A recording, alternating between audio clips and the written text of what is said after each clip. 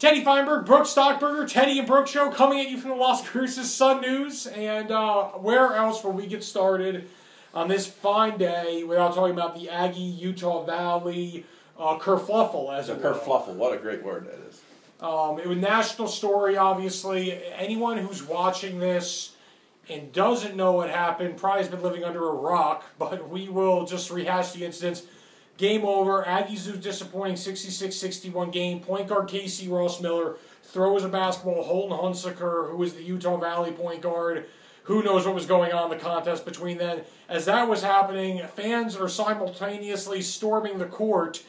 And, a scuffle, a kerfluffle, an incident happened between Aggie players and fans.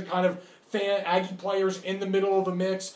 Made national headlines, made national news, CNN, New York Times, ESPN, you name it, they featured it. And Brook, we saw firsthand. Yeah, first thing I saw in the morning the next day was CNN had the Aggie, shake up. Put the glasses on. Like, what is this? No, it was like, wow, it made it to the big national news, and it was all over sports radio and ESPN and everything. NBC wants national attention. They don't want this though. It was very embarrassing. They got on ESPN. They did get on ESPN. They tried to cover their tracks a little bit and say, well, it wasn't. We're embarrassed, and we take credit for our part of it, but also, there was problems. The fans were rowdy. They were on it. It was truly a perfect storm. I think you pointed out that too. The fans hit the court right at the time the ball got thrown, elbows got thrown. It was a little bit of a hockey scrum out there. That's a bad situation to be in the middle of, and I actually thought the Aggies honestly actually handled it fairly well post-mortem. I mean, I felt like that Friday at least, obviously Coach Menzies got on the radio immediately. He addressed it.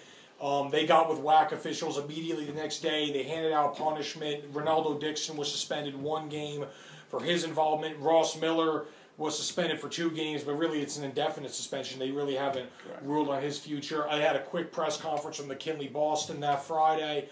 So I thought in the immediate aftermath they handled it well. I will say it seems like every year we're covering some crazy story with Aggie basketball. Some of it, I'm not saying it's all from their volition. I think it's a real mixed bag, but for some reason it just is always unfolding before my very eyes. Yeah, exactly. It makes you wonder a little bit about discipline in the program, and is it at the level it should be? Would a Bobby Knight player throw a ball at somebody and cause a fight with fans on the court? Maybe that's not a fair comparison, but it's tough to really quantify it. I think Coach Menzies runs a good program. I think he has really good kids in the program. I would like to see a lid put on it to a degree. Maybe this happens at more schools than really I'm completely aware of, but it feels like for my blood it happens a little too frequently, just me personally. Yeah, and the thrown ball was pretty classless, but also he was caught up in the moment. Had the fans not been on the court, maybe he would have got, suspension for the next week, and that would have been it, or had to sit for a half or something like that. And who knows what the Utah Valley player is doing, too. I mean, he has to be culpable in some way, shape, or form. He's a coach's son. I really haven't heard his name thrown around too much. No. What do you think about jawing going on? What do you think about security, court rushing, court storming, all this stuff? Let me say this. I think court rushing is fun, but I think it's way overplayed right now. Anytime somebody wins anymore, they rush to court. No question. I think if you win a conference title or you win a national championship or a huge upset, people storm the court. It's still probably not safe, but it's kind of fun in those situations. It kind of takes the fun out of it when everybody's rushing to court all the time. Well, I think kids see it on television when it happens at Duke or UNC, and then everyone wants to get involved. It's a little silly to rush the court in an Aggie-Utah Valley game. It doesn't really have the same oomph as, Duke UNC, but I don't know what the nightlife at Orem, Utah's like though, so maybe that's the highlight of their evening.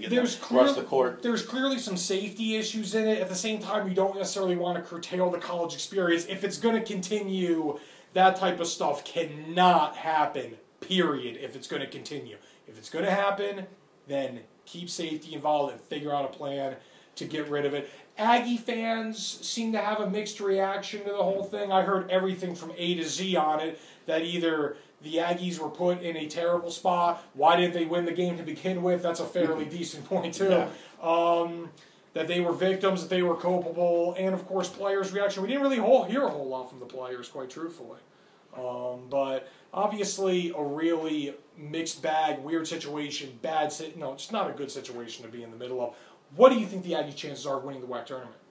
I think, they're good. Let me step back a second. The Aggies can beat anybody in the WAC. Definitely. There's no doubt about it. Will they, though? They've shown this year that they're going to underperform, especially on the road. And then coming off this scuffle, is it going to bring the team closer together, or is it just messing with their mind and they're going to get knocked out in the first or second round? I don't know. 4 straight years to the NCAA tournament is kind of hard to keep going, even though this should probably be the easiest path they've had in all those 4 years. They seem to operate well in a little bit of chaos. I will say that historically they've worked well in that arena. And I'll also say I expect them to win it, and why? Because they clearly have the most talent in the league. Now, as Brook alluded to, there's been some issues this year, some inconsistent play. They have not been a good road team. But if you ask any WAC coach off the record, I guarantee they'll tell you they would take the Aggie talent 9 out of 10 times. They have the best team. They stack up best with the opposition. I believe they will win the league. They really should, and I believe they will win the tournament. We're going to stick on basketball to close out the show because there is the high school state basketball tournament this weekend as well. We have a handful of teams in it. The defending state champion Los Cruces Bulldogs are in it. There are 4 District 3 5A boys teams: Alamogordo, Gadsden, Cruces High, Mayfield. On the girls' side, Oñate, Centennial, that's Class 4A, Mayfield. I'm trying to get every single team. Cruces High, they're all in the state tournament. The Hatch Valley girls are in the state tournament. Mississippi Valley Christian boys are in the state tourney. Do you have any quick takeaways from the state tournament entering the weekend, Brook? Yeah. Covered in stone, Georgia Maya will bring back another title. Go do it, Coach Maya.